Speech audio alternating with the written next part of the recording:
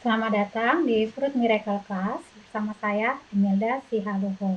Nah, pada bagian ini kita akan belajar tentang sistem pencernaan tetapi lebih dalam lagi. Kalau di modul sebelumnya itu kan hanya kayak ringkasan overview gitu ya.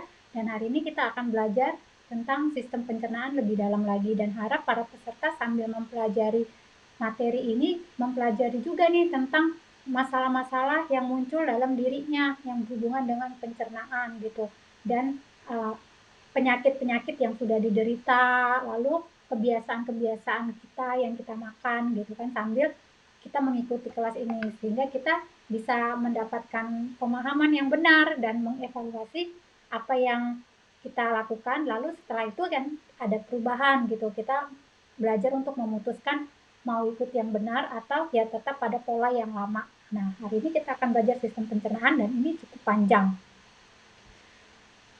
Nah, di bagian slide ini, nah ini ada gambar mulut. Nah, kita dapat gambaran nih. Ini kayak bersyukur ya dengan kemajuan teknologi bisa menggambarkan 3D seperti ini. Itu yang kuning-kuning itu kelenjar ludah, salivary gland gitu ya. Nah, kelenjar ludah itu ada di sekitar area mulut gitu, kiri kanan gitu ya. Nah, di bagian ini kenapa di sini ya karena di dalam mulut ini kan proses pertama kali makanan masuk dan dipecah gitu. Dan di dalam mulut ini itu banyak sekali kelenjar ludah. Nah, dan juga enzim. Nah, kalau di sini keterangannya enzim pada mulut dan gigi itu untuk memecah makanan. Kita sudah paham ya dan tidak ragu lagi bahwa ya enzim dan gigi itu ya untuk melumatkan makanan. Kalau makanannya padat, keras, nah itu dipecah gitu ya seperti pisau dipotong-potong kecil gitu. Nah, lalu kelenjar ludah itu yang salivary glands itu yang warna-warna orange itu yang kotak kayak permen itu, nah dia itu mengeluarkan enzim amilase gitu atau petialina gitu. Nah, enzim amilase inilah nanti untuk sekalian melumatkan lalu kalau ada makanan-makanan yang asam itu akan dijadiin basah gitu. Nah, enzim itu menghidrolisis pati itu kayak tepung, dan glikogen itu lalu menjadi maltosa gitu ya. Karena ada banyak kelenjar, banyak air di dalam mulut itu, lalu dia menghidrolisis pati dan glikogen menjadi maltosa. Nah, enzim ini yang ada di mulut itu bersifat basah. Kenapa? Karena ya memang secara natur itu udah diciptakan Tuhan sifatnya itu basah. Lalu ketika ada makanan yang sifatnya asam gitu ya, maka yang basah tadi akan menetralkan yang asam tadi. Karena di dalam tubuh kita ini nggak boleh ada yang asam. Satu-satunya organ yang asam itu ya lambung. Nanti kita akan belajar.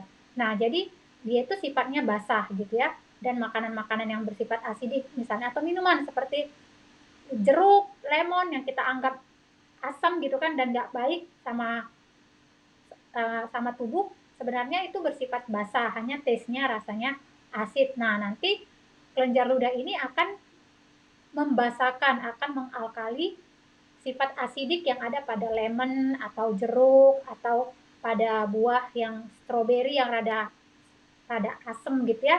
Nah, itu akan dialkali oleh enzim si amilase ini. Nah, ini pada bagian ini. Jadi kelenjar ludah kita itu udah sebagai proteksi dan ketika kita belajar untuk kesehatan mulut, nah ini banyak sekali kelenjar ludah gitu. Nah, pada hewan seperti karnivor atau omnivor yang seperti yang kita pelajari, itu kelenjar ludahnya tidak terlalu banyak gitu. Dan kenapa? Karena mereka itu pemakan daging dan makanya bisa dilihat ya kalau kita makan daging banyak steak gitu ya atau makan ya daging kesukaan bapak ibu lah atau sapi atau yang haram-haram gitu ya itu kan setelah itu seret ya di dalam mulut kita itu rasa haus. Kenapa? Karena kelenjar ludah itu nggak dihasilkan gitu. Kenapa? Karena terlalu banyak yang bersifat asam yang masuk gitu.